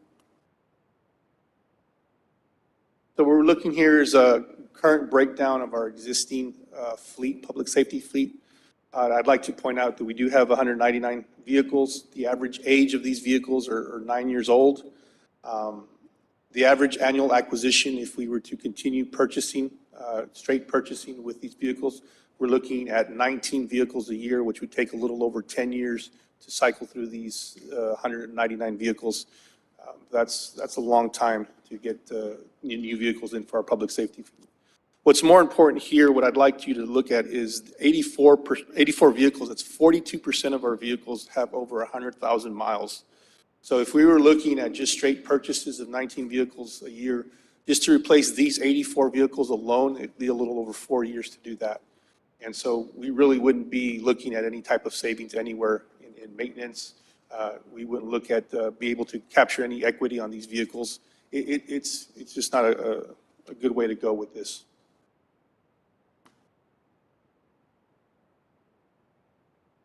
Again, another fleet, another breakdown here.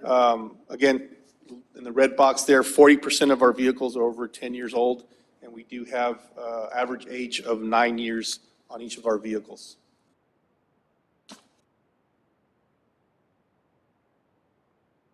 Part of our meetings with enterprises, we evaluated several different models, proposals that came in, both using combination of lease or purchase directly and for various terms. After several models were looked at, we're looking at the 2-year replacement program with a 5-year cycle, which best optimizes the maintenance savings and capitalizes on the equity for the least financial impact with a net cost of $120,000 over 20 years. I'm sorry, 10 years, excuse me. So here we have the fleet planning analysis. What I'd like to point out here is that gold or yellow bar there. That's the bar if we were to continue just purchasing the 19 vehicles per year. Purchase price of right under $600,000 a year. We really wouldn't have that much savings on our maintenance or fuel. Now, if we're looking to lease, year one would replace 100 vehicles. We would be able to capture some equity on those 100 that we were to sell, and our maintenance costs would go down a little bit. Year two, we're looking to replace the remaining 99 vehicles. We would capture a little more equity on that because those 99 would be some of the newer vehicles that we have. And then again, once we have the full 199 completely replaced, we would be able to see some significant savings on our maintenance. We're really not focusing on fuel right now because, as you've probably seen out there in your personal vehicle, fuel prices are fluctuating pretty badly. And so it's really be tough to see what those fuel savings would be or could be in the future.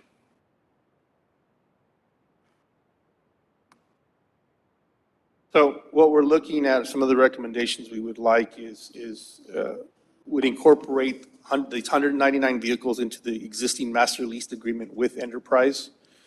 Approve the 5-year open-ended equity lease program for both police patrol and fire administration.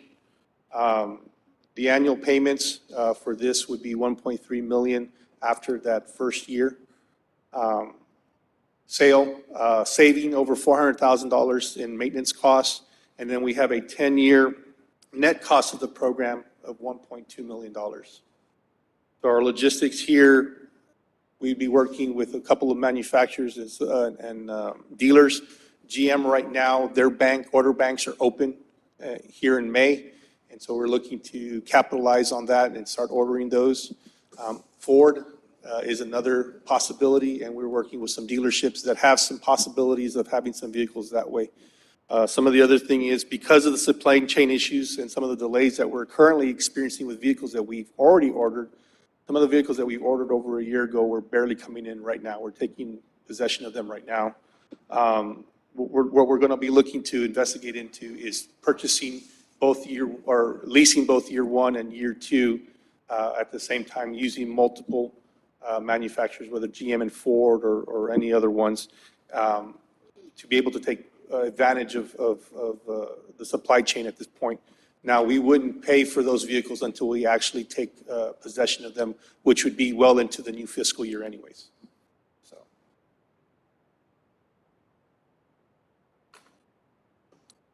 any questions? Do you have any questions? All right. Have you ever, going back to the screen where you had the maintenance numbers and the fuel charges, as an electric car driver, I just have to remind you that things could be different if we considered maybe trying a pilot program, maybe with one of our departments one of these days, and just trying with one electric vehicle to see if maybe the city could have significant savings by switching some of our fleet to electric, because that would be a tremendous savings. Absolutely, and I think we've talked about that a couple of times. It's been some of the discussion. I'd be willing to, be the guinea pig on that if Cool. if city administration would be willing. Okay. I only speak from personal experience. Oh, absolutely. Yeah, that's the direction that many fleets are going in, government fleets. They're doing CNG, compressed natural gas, some are doing electric. So there are some models out there. I think for us, this has been a major pivot, a major innovation compared to the traditional way of doing business. The lease equity gives us such an advantage where it's almost 50% of what we would pay in a traditional lease purchase model. And back in 2019, I'll remind you all that we had 12 to 18-year-old vehicles on the non-public safety side. And then on the public safety side, we would fund those because we would actually issue debt and fund that through our bond program, which is not a best practice. So we're taking it out of using COs and just combining it with our other fleet program. But the next iteration of being innovative, absolutely, I think looking at renewable energy sources to lower the costs, that's something that we can explore. We're just grateful that we can catch up and keep our fleet highly productive for our staff. And this is nothing new for the city. I mean, we already have an existing lease agreement with Enterprise. We're just looking to expand on that with our public safety fleet. And the 5-year replacement program, which is every 5 years we would get brand new vehicles. That's something, especially with public safety, we definitely want, new vehicles out there, safety vehicles out there. We don't want them stranded, is what we basically comes down to. I'll move to approve. Second. We have a motion and a second. Any discussion? Those in favor? Aye. Those opposed? Motion passes. Thank you. Thank you.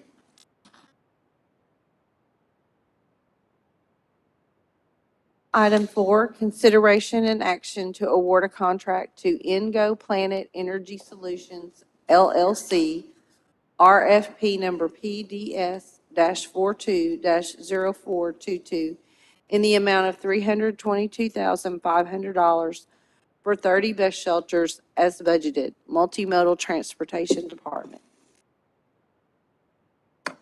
Good evening, Jenny Garcia with Multimodal. We recently went out in March for RFP, request for proposals. We had 4 proposals come in, and we had a committee that selected to award the 30 bus shelters to Ingo Planet Energy Solutions. The committee ranked the shelters based off cost, delivery time, and design. We are recommending approval, staff is recommending approval to award the contract of purchasing 30 bus shelters to Ingo Planet Solutions. On an earlier slide, the $1.1 million project budget, obviously this is, I think, much less than what you're anticipating. So does that mean that we can actually get more online? Yes, so originally, it is the 1.1 million that was obligated. And the price ranges for these shelters came in for the proposals ranged from 246,000 all the way to 700,000. Ingo Planet was actually ranged at 246, and that was for 25 bus shelters, but we increased the number of shelters. So we are planning, we will have a cushion there to end in the contract with Ingo Planet to go back in the next year to purchase an additional amount of shelters with the remaining funds that we will have. So we could potentially purchase more than 30. Based on the timeline, why not consider purchasing more on the front end and then figure out where you're going to put them later? Mayor, It seems like it'd be easy. I asked Joel the same question. What Joel mentioned there was that they have some site development costs, potentially right-of-way acquisition costs. So leaving some flexibility for the budget to get used for all the other potential development work that might be needed to construct these and install them. They'd rather just kind of play it a bit safe and determine what may be available after it's fully completed, or if not, they could potentially short the project budget somehow, because they don't really know what the surveying and the engineering, which was approved earlier, will determine once that site work is done. I asked him the same question, and he said, well, I mean, it's one of those things. We can take on some of those costs now, buy it in bulk, but then potentially have to augment the budget later, or let's go through what we already committed, and then if we come back later, we'll just be able to supplement the project. Mayor, City Commission. Go ahead. Sorry, Joel. this is Joel. Besides the engineering design that y'all approved, the 68,000, and then this contract is for 322. We're estimating the actual construction, which we're gonna have to go out for bids, will be 650 to 700,000. And so that includes the concrete site, the ADA ramps, the sidewalk that connects to the shelter. And so you see this number now, but there is other cost, and we'll come back as we are in that stage of the project. Did I hear that right? We're gonna spend twice as much to install these as we are to buy them? And we're doing that Again, going those out. are the estimates, Commissioner, from the last 8 shelters that we did. The shelter cost alone was so much, the install, construction of sidewalk, et cetera, was the other amount, and so we're using those estimates. Once the engineering design is complete, they will provide a preliminary engineer's estimate that will be based off on. And so I would be hesitant to purchase additional shelters now to make sure we have enough funding in there to actually install them. Whenever that does come up, that we put that out for bid, I'd really like to see not just what the total bid is, but what the cost is per site. Because if these things are already made and they're solar powered, I'm at a loss for what's gonna cost twice as much as the structure itself, when we're talking about pouring concrete. Okay, yes, Commissioner, we can do that. All right, thank you, Joel. Do we have any questions? I have a quick question. Does this design have a back? It seems like it's clear. Yes, so what you see here is a clear glass back. However, we are installing a steel mesh back, and it will have an advertising box on the back of it as well. So that there's a protection. Yes, so it will be similar to what's on the side panels. It will be on the back wall. Okay. And if we go back and buy additional later on, is it at the same price point? It is going to be, I believe there is it will not exceed 10% of the cost, the actual. Motion to approve?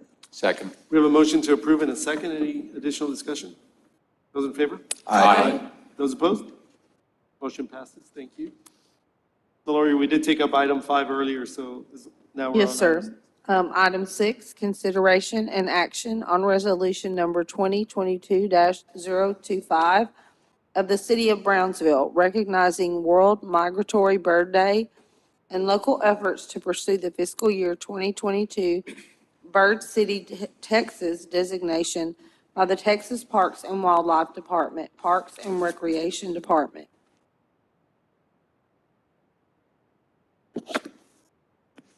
Hello, good evening, everyone. I'm connecting virtually. This is Oscar Certuche. I'm the current chair for the Brownsville Beautification Committee, and I'm here to present this item. This is just following along what I had presented in one of our past meetings, or one of the past commission meetings that regarding the Bird City certification. The Brownsville Beautification Committee, together with the Grants Department, Parks, City Management, we've been working together to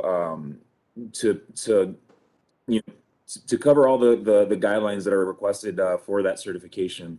And this is one of the guidelines, which is to have a resolution. And the purpose is to educate our community, as well as to bring awareness the importance of birds, especially migratory birds. The city of Brownsville does is home to 500 different species of birds, and we're known to be one of the best sites to do bird watching. So with this resolution, we just want to bring more awareness. We are going to be having a bird festival happening this 21st of May. This year's World Migratory Bird Day's theme is Lights Out, which is just bringing awareness of dimming our lights at home for the passing of migratory birds, and just the importance of all of this. So with this said, we just want to go ahead and present this to the commission for your approval. Yeah. Thank you, Oscar. Motion to approve. We have a motion and a second. Any discussion? Just a quick question, Oscar. Are we collaborating at all with the RGV Birding Center on this? We're still in the process. I know that we do have somebody coordinating the event, and they're creating a list of all the organizations that will participate for this festival, so that we can gather all the information that they can also provide, and we can also set up on a website for our community and our community and basically anybody that would like to get more information regarding birds in Bronzeville. Thank you. Thank you. Any additional discussion? Those in favor? Aye. Those opposed? Motion passes. We have a Move to motion to adjourn? Second? Thank you. Motion and a second. Those in favor? Aye. Those opposed? Motion passes. We stand adjourned. Thank you all for coming. Have a good night. There being no further business to come before the city commission upon duly made motion, the meeting has adjourned at 7:06 PM.